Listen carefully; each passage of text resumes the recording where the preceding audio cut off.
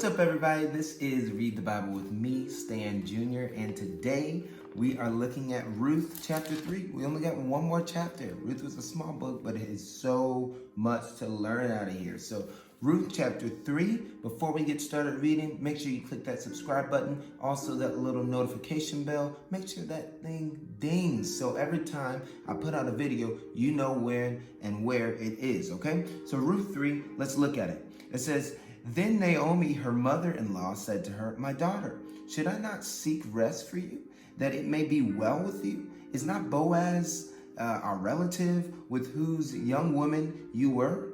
See, he is winnowing barley tonight at the threshing floor.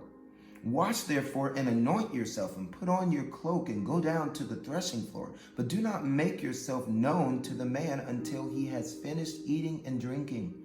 But when he lies down, observe the place where he lies. Then go and uncover his feet and lie down, and he will tell you what to do.' And she replied, 'All that you have to say is, I will do.'" And so this is interesting. Naomi is like coaching her in this relationship with him. She's coaching her how to begin a good relationship in their culture. And then it says, "But when he lies down, observe the place where he lays." And she said, "Just say, I will do." And so in verse 6, he says, "So she went down to the threshing floor and did just as her mother-in-law had commanded her." See how she's listening, still listening, every day listening? Just as her mother-in-law had commanded her. And but when Boaz had eaten and drunk, and his heart was merry, he went to lie down at the end of the heap of grain. Then she came softly and uncovered his feet and lay down. At midnight the man was startled and turned over, and behold, a woman was at his feet. He said, "Who are you?" And she answered, "I am Ruth, your servant. Spread your wings over your servant, for you are a redeemer." And he said, "May you be blessed by the Lord. My daughter, you have made this last kindness greater than the first, in that you have not gone after young men, whether poor or rich. And now, my daughter, do not fear. I will do for you all that you ask. For all my fellow townsmen know that you are a worthy woman. And now it is true that I am a redeemer, yet there is a redeemer nearer than I. Remain tonight, and in the morning, if he will redeem you, good. Let him do it. But if he is not willing to redeem you, then as the Lord lives, I will redeem you. Lie down until the morning." Lay down until the morning. This is wonderful. He's so patient and kind with her.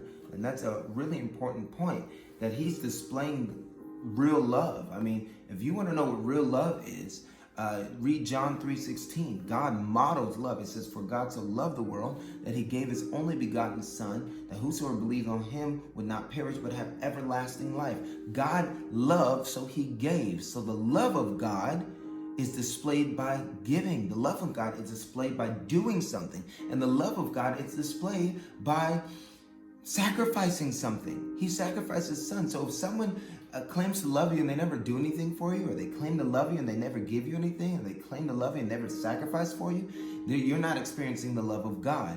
Have they given up something for you? Have they unfollowed someone for you? Have they sacrificed something that they like for you? Have they given themselves up for you?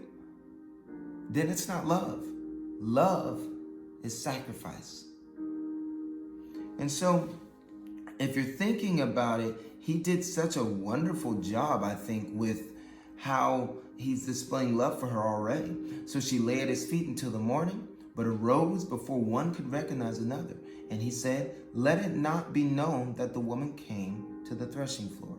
Give her space and respect."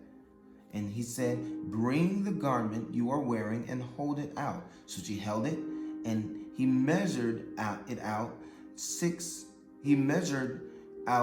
measures of barley and put it on her. Then she went into the city, and when she came to her mother-in-law, she said, "How did you fare, my daughter?" Then she told her all that the man had done for her, saying, "These 6 measures of barley he gave to me. For he said to me, 'You must not go back empty-handed to your mother-in-law.' She replied, 'Wait, my daughter, until you learn how the matter turns out for the man who will rest, but will settle the matter today."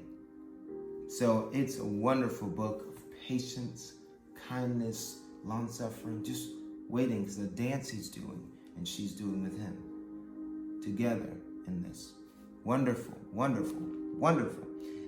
Chapter 4 is what we'll be reading next time you see me. So thank you for reading the Bible with me daily. I appreciate it. Share this with somebody that you love, and we'll read with them as well. They can join along, okay? Next time you see me, we'll be reading chapter 4 of Ruth. Peace.